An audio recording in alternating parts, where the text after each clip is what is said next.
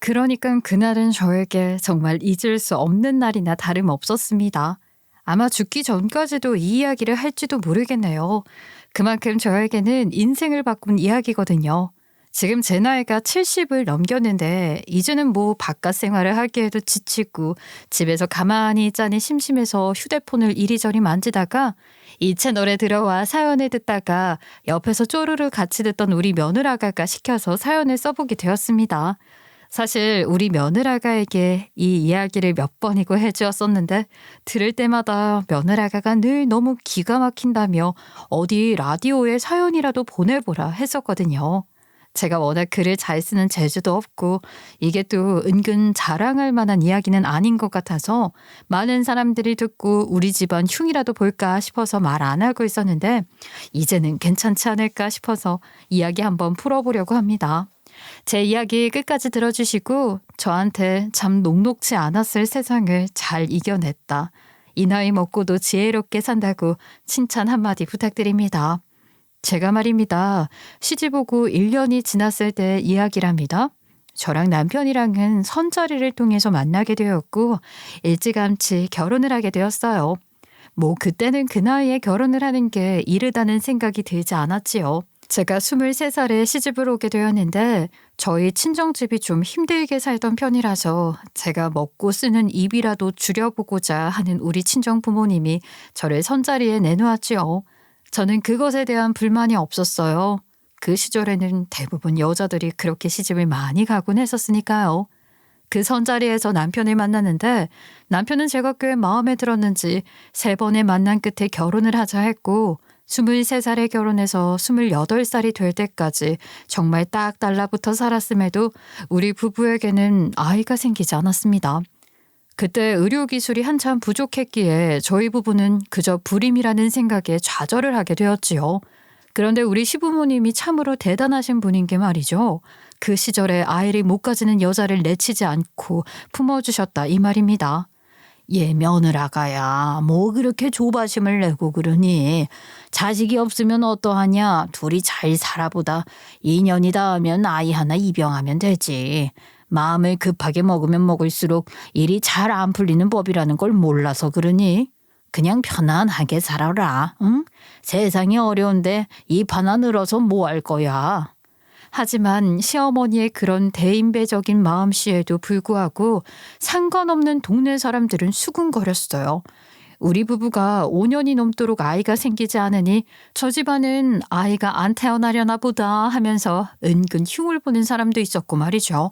저는 그럴 때마다 점점 작아지는 기분이 들었어요. 우리 시아버지가 연탄 사업을 했었는데 돈을 꽤 만졌었거든요. 그러니 주변에서 시기 질투를 하는 사람들이 많았지요. 그 시절에 다들 하나같이 못 살던 시절 아니겠어요? 아무튼 1년만 더 기다려보자. 1년만 더 기다려보자 하다가 제 나이가 30이 되고 더 이상은 안 되겠다 싶어서 입양을 알아보자 했었지요.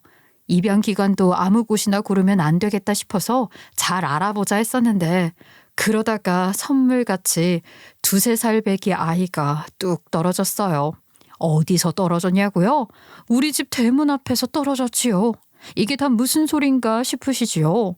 우리 남편이 글쎄 시아버지의 연탄 사업 일을 같이 하고 있었기 때문에 자연스럽게 제가 결혼하고 시부모님이랑 합가를 해서 살고 있었는데 우리 시댁 대문 앞에 아이가 하나 덜덜 떨고 있더라니까요. 당시 현관 대문이 철문이었는데 통통하고 울리는 소리에 뭔가 싶어서 나가보니까 아이 하나가 추워 죽겠는데 얇은 외투 하나 입은 채로 쭈그려 앉아서 덜덜 떨고 있는 거예요 글쎄. 어머, 얘, 넌 누구니? 어디서 왔니? 아이고, 추위가 매서운데 이렇게 얇은 외투 하나만 걸치고 엄마는 어디 갔어? 얘, 일단 안으로 들어가자. 아이는 도리도리만 계속하더니만 울음을 팍 터트리더라고요. 아직 너무 어려서 말도 제대로 못하는 것 같은 느낌이 들었달까요? 놀라서 일단 집으로 데리고 들어가니 우리 시어머니도 깜짝 놀라서 저를 쳐다보셨죠. 아이도 못 가지는 며느리가 갑자기 2~3살 배기 아이를 데리고 들어왔으니 놀라실 만도요. 아니 며느라가야, 쟤는 누구냐? 누군데 갑자기 애를 데리고 들어왔어? 모르겠어요. 집 앞에 이 얇은 외투 하나만 걸치고서는 덜덜 떨고 있잖아요. 밖에 날이 너무 매서워서 일단 집 안으로 데리고 들어왔는데 근처에 개미새끼 한 마리 없었거든요. 어찌된 영문인지 알 수가 없네요.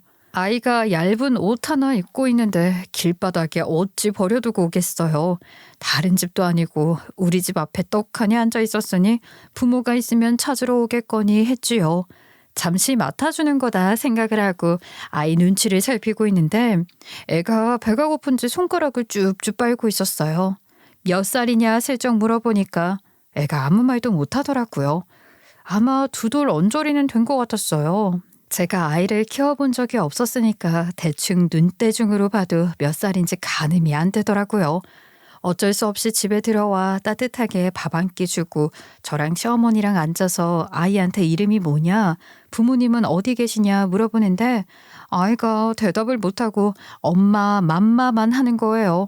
뭐 당연한 이야기긴 했지만 제 속은 정말 답답하더라고요. 아무래도 어머님, 경찰서에 신고라도 해봐야겠지요. 아이를 잃어버린 거면 부모 마음이 새카맣게 탈 텐데 오늘은 늦었으니 내일이라도 가볼까요? 예. 아유 잠깐만.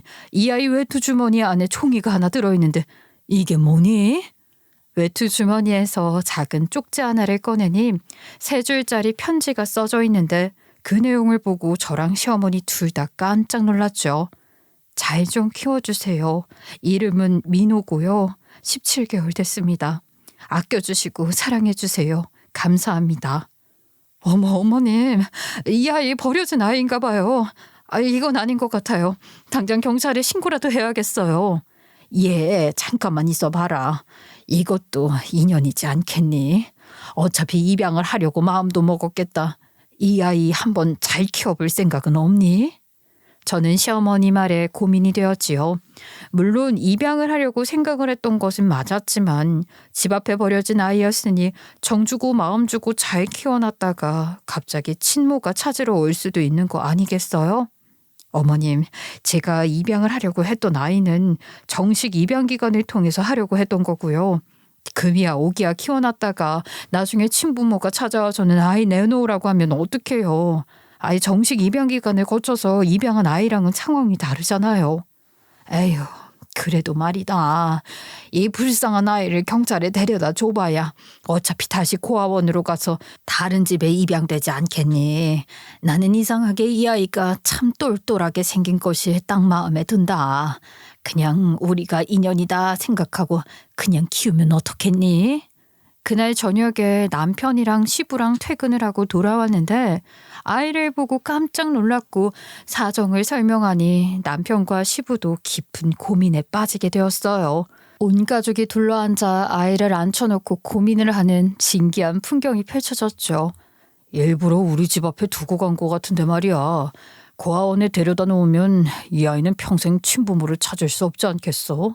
또 혹시나 마음이 바뀌어서 며칠 이내로 찾으러 올 수도 있는 거니까 잠시나마 우리가 맡아서 키워볼까? 그렇게 이야기를 나누는데 저는 깜짝 놀랐죠. 아이가 낯선 환경에 낯선 사람들에게 둘러싸여 있음에도 눈물 한 방울 흘리지 않고 의젓하게 가만히 앉아 있는 거예요. 17개월이면 이것저것 돌아다니고 싶고 불안하면 눈물이 나올 텐데 그냥 얌전하게 있더라고요.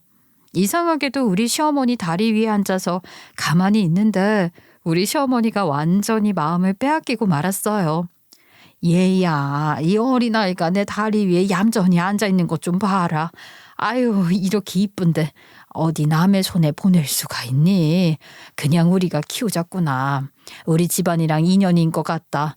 아이를 보기 전에는 나도 손주에 대한 마음이 전혀 없는 줄 알았는데 이렇게 막상 집안에 아이가 있으니 세상이 밝아진 것 같구나. 정누이가 키우기 싫으면 내 밑으로라도 입양을 해서 키우고 싶다. 고집을 벅벅 부리시면서 시어머니가 이야기를 하시는데 저는 귀신이라도 신 줄 알았다니까요. 평소에 그렇게 고집을 부리시는 시어머니가 아니었거든요.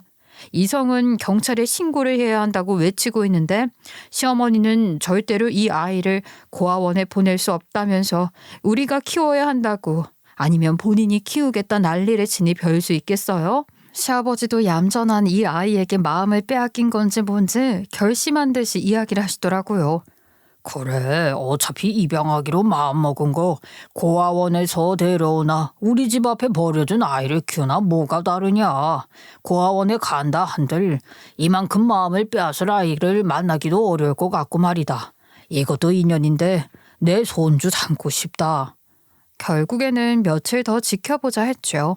친부모가 마음 바뀌어서 찾으러 올 수도 있지 않나 싶어서 기다리고 또 기다렸는데 한 달이 지나도록 집 앞에는 개미새끼 한 마리 안 찾아오는 거예요. 일부러 집 주변에 찾아와 지켜볼지도 모른다는 생각에 집 앞에서 주야장창 기다려보고 그랬는데 정말 아무도 나타나지 않았고 한 달 사이에 아이와의 깊은 정이 들어버린 거죠. 아이가 잠투정도 없고 제가 아이를 안 키워봐서 몰랐는데 그 개월수에는 분유도 먹고 밥도 먹는다 하더라고요. 근데 우유나 분유 생각은 못하고 보리밥을 줬는데도 아주 밥을 꼭꼭 씹어서 잘 먹더라고요. 한 달 사이에 아이가 불쑥 큰 것 같고 살도 통통하니 오른 것 같고 보면 볼수록 예쁘더라고요. 투정이라는 것 자체를 부리지 않고 낮 시간대에 저랑 시어머니랑 셋이 있는데도 놀아달라 보채지도 않고 얌전하게 있는 거예요. 글쎄 졸리면 혼자 스르륵 낮잠도 자더라고요. 세상에 다른 사람들 아이 키운 이야기 들어보니까 이런 아이 만나는 게 쉽지 않다 하더라고요. 심심하면 시어머니 무릎에 앉아서 시어머니가 읽는 신문을 같이 들여다보고 하는데 세상에 이렇게 얌전한 아이를 왜 우리 집 앞에 버려뒀을까 싶기까지 하더라니까요. 아무튼 마음을 몽땅 빼앗긴 시부모님 때문에 결국 우리 부부가 입양을 하기로 했어요. 우리 시아버지는 무슨 장명소 같은 데에 가서 아이 이름도 새로 지어오셨더라고요. 민호라는 이름을 버리고 한솔이라고 부르자는 거예요. 나라를 거스른다는 뜻이라면서요. 근데 문제는 우리가 부부 호적에 아이를 입양하는 것이었어요. 입양 기간을 통해 만나게 된 아이가 아니고 출생신고가 되어 있는지 아닌지도 모르는 상황이었고요. 갑자기 가서 제 호적에 올려주세요 할 수도 없는 일이잖아요. 그때는 영유아 관련된 사건이 워낙 많아서 의심받을 행동을 하고 싶지 않았고요. 결국에는 우리 시아버지가 연탄 공장을 하고 있었잖아요. 철되면 복지사업으로 취약계층이나 고아원 같은 곳에 연탄 기부를 하셨는데 그중 한 고아원에 부탁을 하게 되었지요. 고아원에서는 입양 절차를 쉽게 밟을 수 있게 그 당시에는 좀 법적인 제재가 없었거든요. 그래서 고아원 원장님께 뒷돈을 조금 찔러주고는 우리 부부 밑으로 입양을 시켜달라 부탁을 드린 거죠. 그렇게 호적상으로도 한솔이는 우리 부부의 자식이 되었고 그때부터는 저도 경찰이니 친모니 걱정 않고 그냥 아이를 위해서 최선을 다하자는 심산으로 살았어요. 하지만 늘 볕이 뜰 일만 가득하지 않았지요. 한솔이가 우리 집에 오고 1년쯤 지나서부터 전국적으로 도시가스 공급이 이루어지게 되었거든요. 물론 공급이 본격적으로 시작이 되었다고 해서 그때 지어진 집들이 연탄이 안 들어간 것은 아니었지만 점차 연탄에 대한 수요가 줄어들기 시작했어요. 우리 한솔이가 초등학생이 되었을 때쯤 시아버지께서는 연탄 사업을 접고 다른 일을 시작해 보셔야겠다고 생각을 하셨나 봐요. 물론 그때가 80년대였으니까 그럴 법했지요. 시아버지께서는 시멘트 사업에 뛰어드셨고 연탄 공장에서 벌었던 돈 대부분을 투자하셨는데 이게 또 대박이 난 거예요, 글쎄. 그때 막 새 아파트들 짓는다고 난리였거든요. 얼마나 감사한 일이겠어요. 아이를 키우면서 돈 걱정 한 번 없이 최고로 잘해주면서 키울 수 있었으니까요. 한솔이를 만나고 나서부터는 더할 나위 없이 행복했습니다. 우리 한솔이 자랑을 조금만 더 하자면요. 그냥 참 똘똘했어요. 초등학교에 입학해서도 수학 경시 대회니 글짓기 대회니 백일장이니 매번 상을 받아왔고요. 반장도 턱턱했지요. 공부 잘하는 애들만 할 수 있는 게 반장이었잖아요. 그때는 웅변대회니 노래자랑이니 그런 것도 많았는데 항상 빠지지 않고 나가서 상을 받아오니 다른 집에서도 우리 한솔이를 두고 천재가 틀림없다. 입에 침이 마르도록 이야기를 해주었어요. 물론 같은 동네에서 오래 알아오고 한 사람들 중에는 한솔이가 입양되었다는 사실을 모르는 사람이 없기도 했지요. 불임 부부라고 말이 많았는데 갑자기 하루아침에 아이를 데리고 나타났으니 입양인 걸 모를 사람이 어디 있겠어요. 지금이야 입양하는 게 아무렇지 않다 하지만 그때는 무조건 쉬쉬했던 시대였거든요. 입양이라는 게 가족 간에 문제가 있는 것 같은 취급을 받기도 했었고 입양하라 하면 놀림거리가 되기도 했었거든요. 근데 우리 한솔이는 늘 성적이 우수했잖아요. 다른 애들처럼 말썽을 피우는 일도 없었고 하니 다들 함부로 건드리지 못했었는데 우리 한솔이를 시기 질투한 아이가 있었던 거예요. 늘 만년 2등 자리에 밀려서 한솔이 옆에 있으면 빛이 확 죽는 여자아이였는데 한솔이가 입양아인 걸 알게 된 건지 뭔지 교실에서 그걸 가지고 한솔이랑 싸웠다는 게 아니겠어요? 야, 우리 엄마가 그랬는데 한솔이 더 입양되느라며 진짜 부모님이랑 같이 사는 게 아니라 가짜 부모님이랑 사는 게 입양하라던데. 너는 그런 가짜 부모님한테 엄마 아빠 하면서 사는 거야? 우와, 신기하다.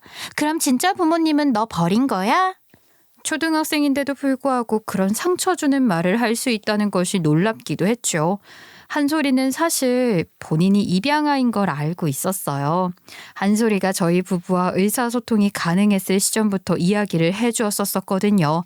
나중에 알게 되는 것보다 처음부터 천천히 조금씩 받아들일 수 있게 하고 싶었고 혹시 또 언제 친모가 나타날지 모르니까 미리 조심스럽게 한솔이가 이해를 할 수 있도록 한 거죠. 하지만 한솔이랑 그 학생만이 그 교실에 있는 게 아니었잖아요. 다른 아이들은 몰랐으니까 수군거리면서 뒷말을 하기 시작했고 교실 분위기가 이상해진 거죠. 결국 그 분위기를 견디지 못한 한솔이가 그러면 안 됐지만 그 여학생을 때리고 만 것입니다. 여학생은 한솔이에게 맞아 울고 불고 난리가 났고 결국에는 제가 학교까지 불려가게 되었는데 그 여학생네 모친이 난리를 치더라고요. 아니, 얘가 공부 잘하고 반장이면 다예요? 어떻게 자기 마음에 안 든다고 이 여자를 때릴 수가 있어? 그것도 남학생이? 체급부터가 차이가 나는 거잖아. 나는 이거 그냥 못 넘어가? 아유 어머님 초등학생들끼리 싸운 거잖아요. 계속해서 싸움을 한 것도 아니고 한솔이가 한 대 때린 거예요. 아니, 선생님, 한 대 때린 건 때린 게 아닌 게 되나요? 선생이 이렇게 애들을 차별하고 편가르게 하니까 다들 저 아이한테 하고 싶은 말이 있어도 못하는 거지. 세상에 1등만 알아준다고 하지만 어떻게 이렇게 어린애들한테까지 성적을 기준으로 나누어서 차별을 합니까? 어머님 차별한 적 없고요. 정아가 먼저 한솔이가 입양하라고 교실에서 반 아이들 다 듣는 곳에서 면박을 주었어요. 한솔이도 원래는 그런 아이가 아닌데 참다 못해서 정아 어깨를 한 대 때린 것이고요. 어쨌든 우리 청아가 맞았잖아. 지금 말하는 거 들어보면 우리 청아가 맞을 짓이라도 했다는 것처럼 들리는데요. 기가 막혀. 물론 저희 한솔이가 여학생에게 먼저 손을 댄 것은 100번 잘못한 일입니다. 그런데 저희 한솔이도 참을 만큼 참았으니까 그러지 않았을까요? 제가 마냥 고개만 숙이고 죄송하다고 할 이유는 없는 것 같아요. 물론 한솔이가 어깨를 때렸든 뭘 했든 잘못한 건 잘못한 거고요. 2번 다시는 그러지 말라고 할게요. 근데 저 여학생도 저희 한솔이를 보고 입양하라고 반 친구들 앞에서 공개적으로 망신을 주었으니 저도 사과를 받아야겠어요. 우리 아이가 틀린 말 했어요? 사실이잖아. 제 입양하라며? 그럼 그쪽이 가짜 엄마 맞는데. 아니, 우리 애가 사실 그대로 말을 했는데 왜 사과를 해? 낳은 것만 부모입니까? 마음으로 키운 자식도 제 자식이랍니다. 저도 제 아이가 상처받는 꼴 못 봅니다. 사과하세요. 못하겠는데요? 우리 애는 말만 한 거지 주먹질을 한 건 저 아이잖아. 우리 아이가 피해를 봤는데 왜 우리가 사과를 하냐고? 저 여학생의 말 때문에 우리 한솔이도 상처를 받았다니까요. 마음으로 낳은 자식이니까 2번 다시는 그딴 소리 못하게 저 여학생 입단속 철저하게 하세요. 12살밖에 안 먹은 아이들이 벌써부터 자격지심으로 가정환경 운운하는 거 못된 짓이라고요. 아니, 자격지심? 우리 아이가 왜 저런 입양아한테 자격지심을 가져요? 우리 한솔이가 공부도 잘하고 상도 매번 휩쓸고 거기다가 집까지 잘 사니까 자격지심이 생겼나 보지. 부모가 뭐 하나 똑바로 못해주는데 우리 한솔이는 일일이 내가 다 챙겨주니까 그게 부러워서 어떻게든 흠집내고 싶었나 보지. 뭐라고? 말 다 했어? 담임 선생님 보는 앞에서 머리채 쥐어 뜯을 뻔했죠. 겨우겨우 선생들이 말리고 그날 속상한 마음 가지고 한솔이랑 집에 오는데 한솔이가 저한테 죄송하다고 사과를 하는 거예요. 엄마, 죄송해요. 제가 입양하니까 행동을 더 조심했어야 했는데 너무 욱해서 실수를 하고 말았어요. 다음부터는 조심할게요. 예, 네가 뭐가 죄송해. 죄송할 거 없어. 그런 소리 2번 다시는 하지 마. 내가 낳은 건 아니지만 내가 낳은 자식보다 더 아끼고 사랑하며 키운 게 넌데 어찌 그런 소리를 할 수 있니? 죄송할 거 하나 없으니 그런 말 2번 다시는 입 밖으로 꺼내지 말고 당당해지렴. 알겠어? 그 뒤로 한솔이는 정말 조용히 공부만 했고 중학교에 올라가서도 시험은 늘 100점, 고등학교에 올라가서도 누구보다 열심히 공부를 했어요. 한솔이는 수능이 시작된 지 몇 년 되지 않아 수능을 보게 되었고 떡하니 대학에 입학을 했습니다. 그때만 해도 우리 시아버지 사업이 괜찮을 때라 학비 걱정 없이 학교를 다녔어요. 군대도 다녀왔는데 군대 갈 때 정말 얼마나 울었는지 몰라요. 정말 아들 가진 부모들 군대 배웅하는 그 마음 10분 이해합니다. 혹여나 어디 다치진 않을까 정말 걱정이 많았는데 무사히 제대를 했지요. 그렇게 한솔이와 함께한 시간도 20년이 넘어가 한솔이가 군대를 막 제대했을 때였어요. 어느 때와 다름없이 집에서 우리 시어머니와 이야기를 나누고 있었지요. 한솔이도 대학 복학을 준비하고 있을 때라 집에서 저와 우리 시어머니와 보내는 시간이 많았는데 집에 누가 찾아온 게 아니겠어요? 우리 가족이 그 시간이 되도록 이사 한 번을 안 가고 계속 그 집에 살고 있었거든요. 많이 낡기는 했지만 우리 시아버지가 직접 부자재 하나하나 골라 지은 집이라 대충 집안에 리모델링 필요한 부분만 고쳐가면서 살았어요. 좋은 집, 비싼 집에서 사는 것도 좋지만 시아버지가 손수 지은 집이고 가족의 추억이 깃든 공간이니까 쉽게 이사를 갈 수가 없더라고요. 집이라는 게 누군가에게는 상당한 안식처잖아요. 딱 그런 보금자리 같은 느낌이 드는 집이었거든요. 옛날 집에는 명패 같은 걸 다 달아놨었잖아요. 우편물 받을 때 집주인이 누군지 알기 편하게 말이죠. 한결같이 그 명패도 달려있는 집이었지요. 아무튼 누구세요 하고 대문 앞으로 나가니까 저랑 비슷한 나이로 보이는 여자가 하나 서 있는데 가슴이 철렁하면서 뭔가 기분이 울렁울렁 하는 거예요. 순간 느낌적으로 딱 알겠더라고요. 한솔이의 친모라는 것을 말이죠. 피는 못 속인다고 한솔이랑 너무 닮은 얼굴이 있는 게 아니겠어요? 옆에 서면 거의 붕어빵 수준이다 싶을 정도로 닮았더라고요. 누가 봐도 그냥 친모였어요. 언젠간 이런 날이 올 거라고 생각했지만 하필 이때 나타날 줄 누가 알았겠어요. 저는 너무 놀라고 당황해서 대문 앞에 서 있었고 그 여자는 저에게 고개를 꾸벅 숙이더라고요. 그 말 없이 숙이는 고개에 알겠는 거예요. 한솔이를 찾으러 왔구나 싶은 마음이 들어서 제가 저도 모르게 날선 목소리로 말을 했어요. 세월이 얼마나 흘렀는데 이제 와서 여기는 왜 찾아오신 거예요?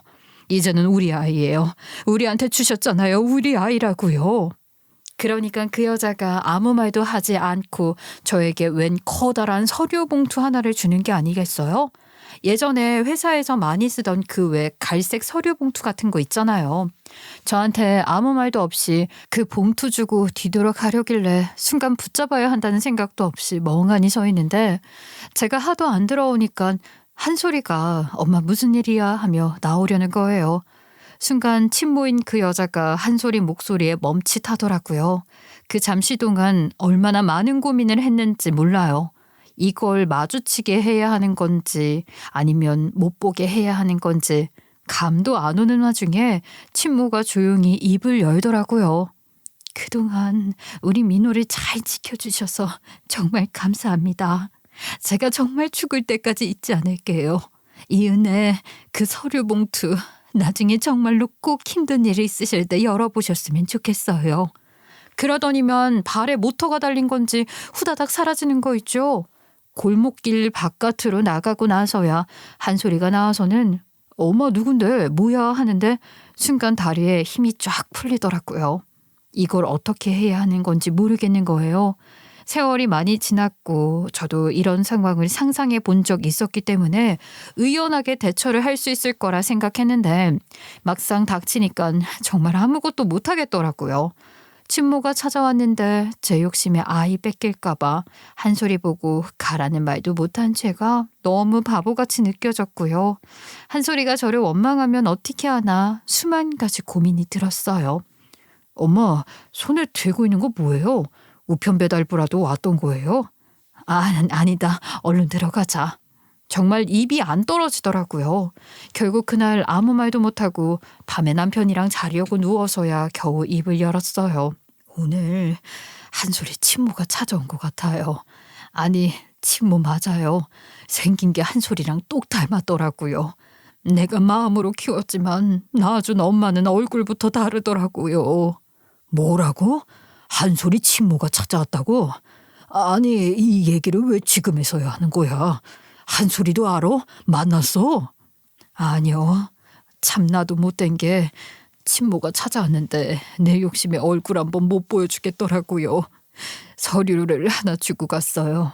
옷장에 넣어두었는데 힘들 때 열어보라고 하더라고요. 한솔이를 그동안 잘 키워주셔서 고맙다고 나중에 꼭 은혜 갚겠다고요.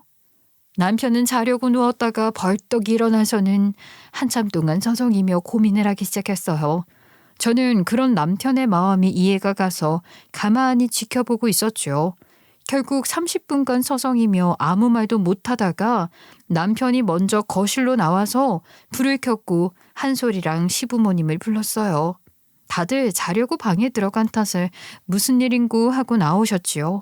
제가 옷장에 넣어두었던 서류 봉투를 꺼내서 거실에 턱 내려놓으니 가족들이 다 뭔가 싶어 쳐다봤죠. 이게 뭐냐? 아까 며느라가가 들고 온 서류 봉투 아니야? 이게 뭔데 이렇게 심각한 얼굴로 그러고 있어? 그게 이걸 어떻게 말을 해야 할지. 그러니까 한솔이 친모가 집에 찾아왔다네요. 뭐라고? 우리 한솔이 친모가 집에 찾아왔다고? 그럼 이 봉투는 한솔이 친모가 두고 간 게야? 아니, 한솔이 친모는 맞대. 시어머니가 놀래서 펄쩍 뛰는데 한솔이를 보니까 입을 떡 벌리고 있더라고요. 순간 너무 미안한 감정이 저를 휘감았고 눈물이 줄줄 흘러나왔어요. 아이고, 우리 아들 한솔아, 미안하다 미안해. 내가 내 욕심이 혹시라도 너를 빼앗길까 싶어서 친모가 왔는데도 얼굴 한번 보러 나오라고 말을 못하겠더라. 정말 미안하다. 이 봉투에는 뭐가 들었다냐. 이게 뭐라고 주고 갔다든. 한솔이 친모가 힘들 때 열어보라고 주고 갔어요. 저한테 고맙다고. 은혜 꼭 갚는다면서 힘들 때 열어보라대요. 당장 열어보자. 이 안에 뭐가 들었는지는 알아야 할 거 아니야. 할머니, 하지 마세요. 지금 제 심경이 너무 복잡해서 어떻게 뭘 해야 할지 모르겠지만 그 봉투 열어보는 거 싫어요. 그냥 내버려 두세요. 저를 버린 엄마인데 궁금하지도 않아요. 저한테는 우리 엄마, 우리 아빠, 우리 할머니, 할아버지가 제 가족이에요. 다른 사람은 더 없어요. 한솔이가 그렇게 말하니까 제가 또 나쁜 년 같은 거예요. 이렇게는 한솔이가 저를 믿어주는데 친모 얼굴 한번 못 보게 했다는 게 말이죠. 제가 계속 눈물을 뚝뚝 흘리고 있으니까 남편이 제 등을 어루만져주면서 위로의 손길을 보냈고 시부모님도 걱정스러운 얼굴로 보셨어요. 한솔이가 보고 싶어 하지 않아 하니까 봉투는 그냥 묻어두는 걸로 해요. 한솔이는 누가 뭐라고 해도 우리 자식이고 우리가 마음으로 낳아 사랑으로 키운 자식입니다. 엄마, 걱정 마세요. 저의 친부모님 이야기는 전혀 안 궁금해요. 그리고 친모가 찾아온다고 해도 갈 생각 없으니까 걱정 마시고요. 저 먼저 방으로 들어갈게요. 그런데 그 다음 날부터 한솔이가 미묘하게 다른 거예요. 애가 밥도 깨작깨작 먹고 마치 딴 생각에 잠겨있는 사람처럼 그렇게 멍 때리면서 며칠을 보내는 거죠. 아무래도 친모가 찾아왔다는 것에 대한 생각이 머릿속을 지배한 것 같았고 저는 결국 열흘이라는 시간이 지나서 남편에게 서류 봉투를 열어보자고 했어요. 여보, 그냥 우리끼리라도 봉투 먼저 열어봐요. 한솔이 정신이 빠진 것 같아요. 우리 아들인데 저렇게 혼자 고민하게 만드는 거 난 못 보겠어요. 이건 아닌 것 같아요. 우리 나이도 이제 50이고 이 정도 결정은 할 수 있잖아요. 살 만큼 살아왔다고 느끼고 있고 한솔이에게도 이 봉투에 뭐가 들어있던지 간에 선택할 수 있는 기회를 주어야 할 것 같아요. 한솔이는 친모에게 갈 마음 없다고 했잖아. 당연히 충격적인 일이 벌어졌으니 고민할 시간도 필요하겠지. 우리는 봉투를 열어볼 게 아니라 한솔이를 믿고 기다려줘야 해. 그리고 힘들 때 열어보라고 했잖아. 그냥 내버려 둡시다. 저 봉투에는 한솔이가 정말 원할 때 여는 게 맞는 것 같아. 제 걱정과는 다르게 한솔이는 시간이 지난 뒤 점차 돌아왔고 친모는 그 뒤로 단 한 번도 찾아오지 않았어요. 그렇게 1년이라는 시간이 지나고 아주 큰일이 벌어지게 되었습니다. 우리 시아버지가 시멘트 사업을 했다고 했잖아요. 건축 붐이 일어나면서 돈을 쓸어 담았었는데 건물이라는 게 뭐 1년 360일 내내 지어지는 것도 아니고 지어질 만큼 지어지니 시멘트 사업도 한풀 죽게 된 마당에 사기까지 제대로 당한 거예요. 해외에 건물을 짓겠다고 시멘트를 대량으로 사가겠다고 해놓고 노쇼를 당하면서 갑자기 빚이 생기게 되고 그걸 갚을 여력이 없어진 거죠. 시부와 남편은 당연히 큰 타격을 받았고 우리는 돈이 될 만한 것들을 정리하기 시작했는데 아무리 갚고 갚아도 빚이 끝이 없는 거예요. 차도 팔고 적금도 해약하고 한솔이 학교도 1년이 남았는데 학비가 없어서 휴학을 하게 되고 시집 오기 전부터 가족들이 살았던 평생의 추억이 깃들어진 집까지 팔아치우게 되었습니다. 겨우겨우 단칸방에 하나 잡아서 들어가고 시부모님은 친척네 집으로 가게 되고 너무 하루아침에 집이 망해버리니까 정신이 없더라고요. 그 시기가 우리 가족에게는 제일 빛을 잃었던 시기인 것 같아요.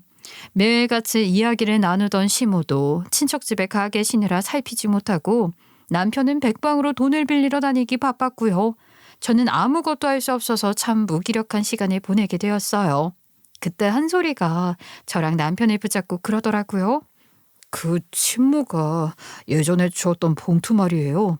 집안이 힘들 때 그 봉투 열어보라고 하지 않았어요. 지금이 딱 적기인 것 같은데 한번 열어보시죠. 안에 뭐가 들었을지 모르잖아요. 남편이랑 저랑은 묻어둬서 까마득히 잊어버렸던 그 봉투를 꺼내보게 되었어요. 도대체 안에 뭐가 들었을까 궁금했었는데 봉투를 열어보고 깜짝 놀라고 말았죠. 그 봉투 안에는 보험증서부터 시작해서 통장 2개와 도장 그리고 비밀번호가 적혀있는 쪽지가 들어있었어요. 이게 다 뭔가 싶고 어리둥절한 마음에 일일이 확인을 했지요. 정말 돈 한 푼 안 쓰고 모은 건지 통장 하나에는 민호 공부시킬 돈입니다 하고 적혀 있었고 다른 통장에는 민호 결혼시킬 돈입니다 하고 적혀 있었어요. 보험증서 사이에는 편지도 하나 끼워져 있었는데 그 편지를 읽고 깜짝 놀랐습니다. 이렇게 편지를 남기게 되어 죄송합니다. 제가 죄송스럽고 부끄러워 직접 말을 하지 못해 죄송합니다. 제가 사실 많이 아픕니다. 그래서 우리 민호가 장가가는 건 못 볼 것 같아요. 아니 제가 무슨 염치가 있다고 그런 걸 고민하고 구겠습니까? 우리 민호 아주 얌전한 아이였어요. 자리에 한번 엉덩이 깔고 앉으면 일어날 줄 모르는 아이였지요. 고작 갓난아기인데도 그랬어요. 우리 민호 공부시켜주시고 이 돈으로 결혼까지 잘 시켜주시면 감사하겠습니다. 이 보험증서는 제 목숨값입니다. 제가 죽게 되면 그동안 우리 민호 저 대신 잘 키워주신 값이라 생각하고 두 분께서 받아주시면 감사하겠습니다. 다시 한번 죄송하고 감사합니다. 그제야 보험증서에 적힌 친모의 이름을 확인할 수 있었고 그때부터 저희 부부와 한솔이는 친모를 찾아다니기 시작했어요. 혹시라도 은행에서 돈을 찾을 때 문제가 생기게 되면 연락을 달라면서 전화번호가 적혀 있었는데 무슨 사정 때문인지 전화번호가 바뀐 것 같더라고요. 연결을 해보니 전혀 다른 사람이 받았어요. 그래서 저희는 발벗고 수소문을 할 수밖에 없었죠. 오래 걸릴 거라 생각했는데 생각보다 얼마 지나지 않아서 찾게 되었어요. 병원에서 투병 중이라고 하더라고요. 의료기관에 입원이 되어 있으니까 쉽게 찾아낼 수 있었던 거죠.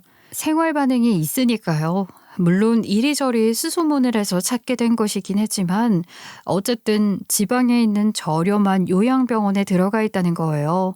우리 부부는 시부모님께도 이 이야기를 전했고 시부모와 한솔이 우리 부부 이렇게 다섯이서 그 요양병원에 찾아가게 되었습니다. 친모의 이름을 알고 있었으니 병실을 찾는 건 어렵지 않았죠. 친모는 중증 호스피스 병동에 입원을 해서 산소 호흡기마저 코에 달고 있었는데 우리가 병실에 들어가니까 눈을 동그랗게 뜨더니 눈물을 줄줄 흘리더라고요. 아마 거기까지 찾아올 거란 생각을 못했겠죠. 뒤이어서 마지막에 한소리가 들어오니 거의 발작을 할 지경이라 간호사까지 부르게 됐어요. 겨우겨우 친모를 진정시키고 아무 말도 없이 가만히 있다가 제가 먼저 입을 열었습니다. 저희 아이 민호가 아니라 한솔이라고 부르고 있어요. 저희 시아버지께서 장명소에서 받아오신 이름인데 나라를 거스린다는 뜻을 가지고 있어요. 정말 똑똑해서 공부를 참 잘했고 학창시절에 1등을 놓친 적이 없었어요. 이름만 대면 알 법한 좋은 대학에 진학을 해서 열심히 공부를 하고 있고요. 이제 졸업을 앞두고 있어요. 저는 그 서류를 받아보신 이후에 연락이 한 통도 없고 해서 봉투를 열어보지 않으셨구나 하고 생각을 했어요. 제가 이 병원에 입원을 하게 되면서 휴대폰도 없앴는데 어떻게 알고 찾아오신 건지. 그냥 수소문에서 찾았어요. 보험증서에 적힌 이름과 생년월일 그리고 이전에 사용하시던 휴대폰 번호가 있어서 찾는 건 어렵지 않았어요. 그러셨구나. 제가 무슨 말을 해야 할지. 제가 뭐라고 불러야 할지 사실 아직도 머릿속이 뱅뱅 돌아서 모르겠거든요. 꼭 물어보고 싶었어요. 저를 왜 낳으셨어요? 그리고 저를 왜 버리신 거예요? 한소리가 대놓고 물어보는데 저랑 남편은 물론이고 시부모님까지도 엄청나게 당황을 하고 말았죠. 그렇게 대놓고 친모 면전 앞에다가 물어볼 줄 누가 알았겠어요. 그런데 친모는 오히려 의연하게 눈을 한번 깊게 감았다 뜨더니만 조용히 입을 열고 지난날의 이야기들을 풀어놓기 시작했어요. 솔직히 어떻게 된 사정인지 궁금하기도 했기에 그 자리에 있던 가족들 모두 경청을 하게 되었지요. 제가 사실은 없이 자랐어요. 배움도 짧고요. 20살이 되자마자 사장님께서 운영하시던 연탄 공장에서 잡일을 시작했습니다. 직원이 워낙 많았고 세월이 많이 변해서 당연히 저를 못 알아보실 거라 생각했어요. 우리 공장에서 일을 했었다고? 아이고, 내가 그것도 모르고. 네, 공장에서 열심히 일을 하다가 남자 직원 하나와 눈이 맞게 되었는데 글쎄 제가 무지한 탓인 건지 덜컥 아이를 가지게 되었어요. 당연히 너무나도 사랑했던 사람이었기에 아이를 가진 것을 함께 기뻐해 줄 거라 생각했는데 저는 결혼까지 상상하며 아이 소식을 전했는데 그 남자가 난감하다며 저에게 이미 가정이 있다고 말을 하더라고요. 저는 까마득히 몰랐죠. 그 사람이 유부남이었다는 사실을요. 결국 저는 배가 점점 불러오고 연탄 공장에서 일을 하는 게 버거워졌어요. 일도 그만두고 혼자 아이를 출산하고 혼자 키우겠다 결심하고 아이를 키워보려 했죠. 아이고 정말 힘들었겠다. 아이를 혼자 키우는 일이 얼마나 힘든데 아이 하나 키우려면 온 마을이 함께해야 한다는 말이 그냥 있는 말이 아닌데. 근데 정말 힘들더라고요. 돈도 없고 아이 생부는 연락이 끊어지고 공장도 그만두었고 어떻게 1년 넘는 시간을 전전긍긍하면서 주변에서 도와주는 손길 뿌리치지 않고 아이를 키웠는데 도저히 안 되겠더라고요. 그러던 와중에 사장님이 생각이 났어요. 커다란 연탄 공장을 운영하는 사장님이시니 돈도 많으실 거고 평소에 봉사도 자주 하시니 성품도 좋으실 거고 거기다가 아드네 부부가 불임이라 아이를 가지지 못한다는 이야기를 듣게 되었어요. 우리 민호가 그래도 아들이니까 집 앞에 두고 오면 잘 키워주지 않을까 싶어서 그렇게 추운 겨울에 돈이 없어 겨우 사입힌 얇은 외투 하나 걸치게 하고는 그 집 철문 앞에 두고 왔습니다. 저는 그 선택에 절대 후회하지 않아요. 제 손에서 우리 민호가 컸으면 결국 고생만 죽어라 하고 공부도 제대로 못했을 겁니다. 부잣집에 간 덕에 행복하게 잘 살았다고 생각해요. 흐느끼며 말을 하는데 저희 가족 아무도 입을 열 수가 없었습니다. 저만 홀로 친모의 손을 어루만지면서 닦지도 못하는 눈물을 닦아드렸어요. 친모는 그 이후에도 쭉 살아온 이야기를 전했습니다. 얼마나 고생을 했을지, 얼마나 힘들었을지 감히 상상조차 안 되더라고요. 그 후로 아이를 버렸다는 죄책감을 지우기 위해서 식당에서 일을 하고 목욕탕에서 목욕 청소도 하고 저녁에는 호프집 주방일도 하고 하루에 일을 두세 탕씩 뛰면서 돈을 모아서 보험비를 내고 적금을 붓고 정말 달동네 달방에 살면서 돈을 악착같이 모았다고 말을 하더라고요.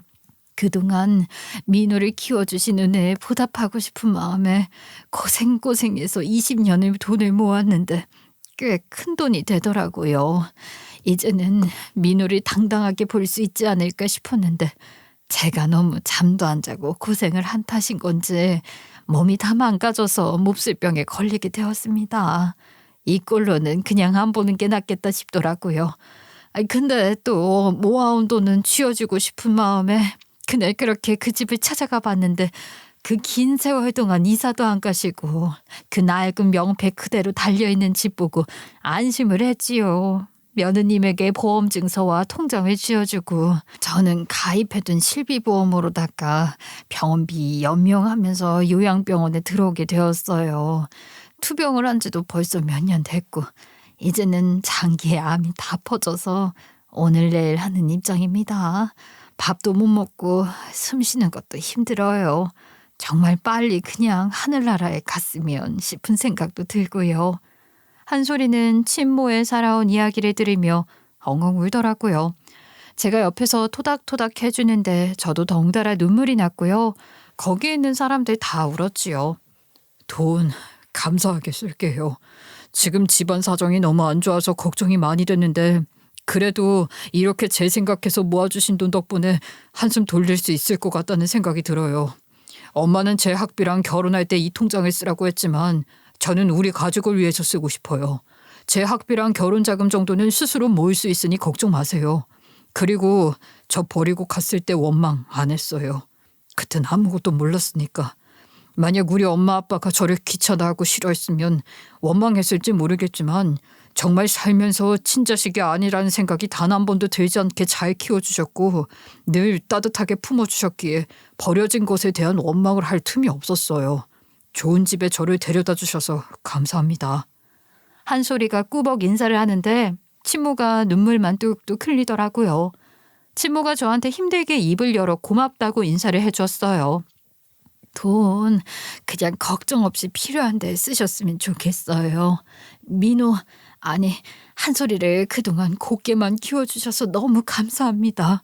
제가 죽어서도 평생 이 은혜 잊지 않을게요. 우리 가족은 병원에서 친모의 증상이 많이 심각하다는 것을 알게 되었고 그 뒤로 주말에 시간이 되면 한솔이를 데리고 친모를 보러 갔어요. 한솔이는 여전히 친모에게 엄마라고 부르지 못했지만 그래도 점차 친모에게 적응을 하는 것 같았습니다. 병원에 다니며 대화를 하다 보니 그 어린아이가 그렇게 얌전했던 이유도 알게 됐어요. 한솔이를 먹여 살리기 위해 그 갓난아이를 데리고 일을 하러 갈 수 없으니 집에서 부업을 했는데 한솔이가 놀아달라고 보채도 무시를 하고 울어도 부업하느라 바빠서 못 돌봤다고 하더라고요. 자연스럽게 생떼를 부려봐야 자기에게 떨어지는 게 없다는 것을 알게 된 한솔이는 그때부터 혼자 놀거리를 찾아서 얌전하게 부업하는 엄마를 기다리는 아이가 되었던 거예요. 친모는 자기가 너무 못된 짓을 하고 아이에게 상처를 준 것 같다고 울면서 이야기를 하는데 저도 한솔이도 매번 찾아갈 때마다 그렇게 울음을 터뜨렸어요. 그렇게 3개월쯤 흐른 어느 날 우리는 친모가 준 통장 2개를 해약해서 급한 불은 모두 끄게 되었어요. 정말 고마운 마음을 안고 있었는데 급하게 요양병원에서 전화가 온 거예요. 친모가 임종을 앞둔 것 같다고 지금 당장 올 수 있냐고. 저랑 남편 한솔이는 급하게 요양병원으로 찾아갔고 숨이 꼴딱꼴딱 넘어가는 친모를 만나게 되었습니다. 저는 친모의 2 손을 꼭 잡았어요. 한솔이는 걱정하지 마세요. 제가 장가 잘 보내고 손주도 눈에 다 담아두겠습니다. 나중에 천국 가면 만나서 그때 다 이야기해 줄게요. 우리 한솔이가 얼마나 대단히 행복한 삶을 살았는지 하나하나 마음에 담아가겠습니다. 편안하게 눈 감으세요. 친모는 고개를 끄덕였고 그렇게 눈을 감으려는데 한솔이가 다급하게 말을 하더라고요. 엄마, 낳아줘서 고마워요. 엄마 덕분에 좋은 부모님 만나서 행복하게 잘 지내고 있어요. 나에 대한 죄책감 같은 거 가지지 말고 엄마 편안하게 하늘나라 가서 내가 앞으로 어떤 모습으로 어떻게 사는지 꼭 지켜봐 주세요.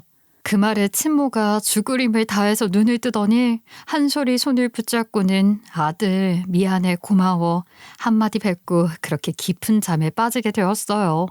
그 몇 개월을 찾아가면서 엄마라는 말 한마디를 뱉지 않았던 한솔이었는데 친모가 눈 감기 직전에 그렇게 소원하던 엄마 소리를 해주니 얼마나 한풀고 눈을 감을 수 있었겠어요.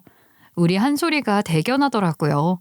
우리는 정말 일사불란하게 장례를 준비했고 한솔이가 상주팔찌를 차고 3일 내내 장례식을 치렀는데 정말 손님 하나 오지 않더라고요.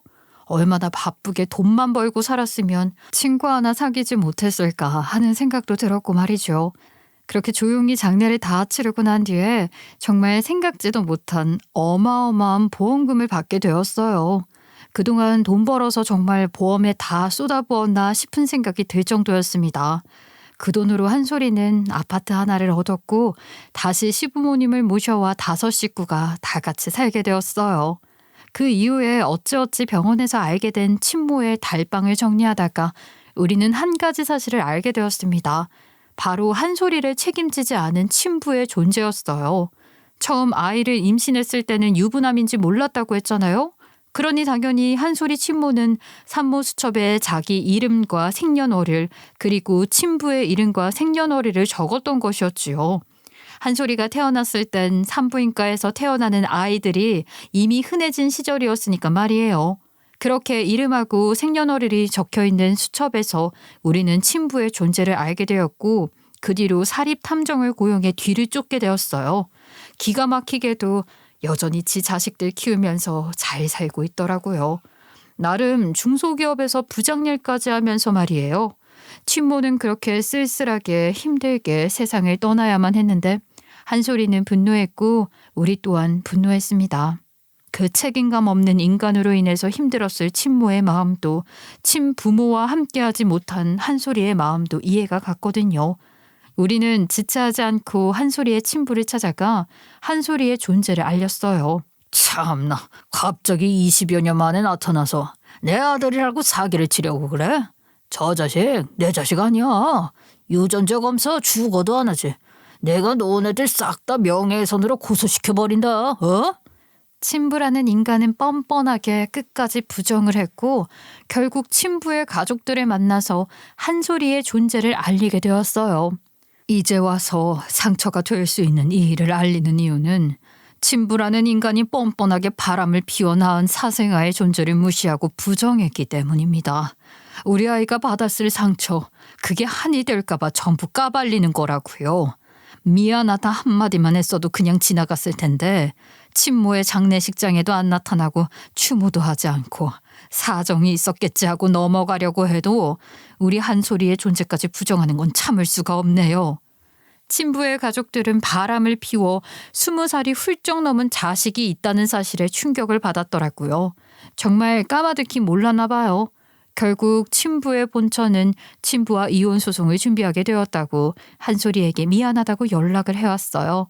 이혼을 하는 과정에서 친부와 한솔이는 외도의 증거를 밝히기 위해 유전자 검사를 진행하게 되었고 친자식임이 밝혀지게 되었습니다.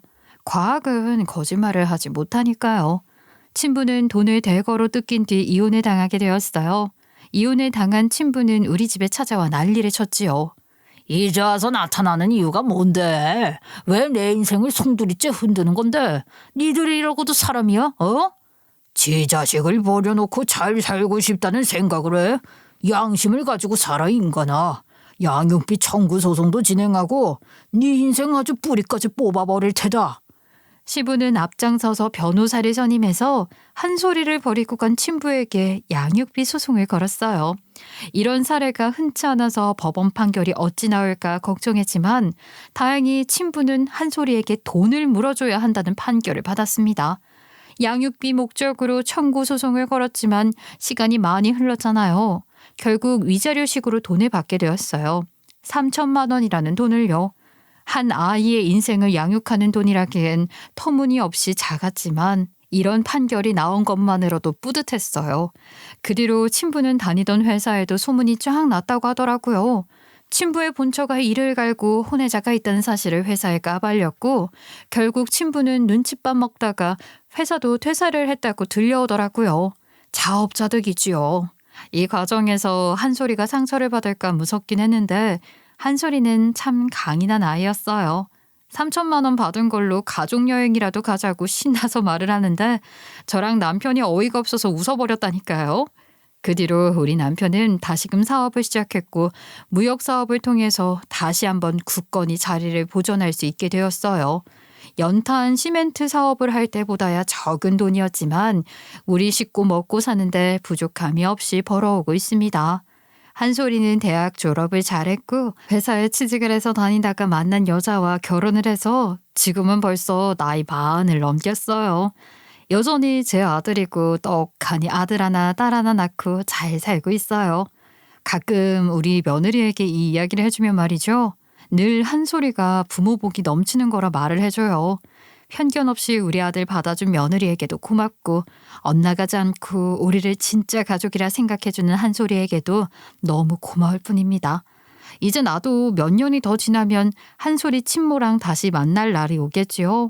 마지막으로 했던 약속, 제 눈에 다 담고 가서 이야기해주겠다고 한 그 약속 말이에요. 꼭 지켜보려고 합니다. 그래서 더 열심히 한솔이와 우리 며느라가 그리고 손주들을 돌보려고요. 지금까지 제 다사다난했던 이야기 들어주셔서 고맙습니다.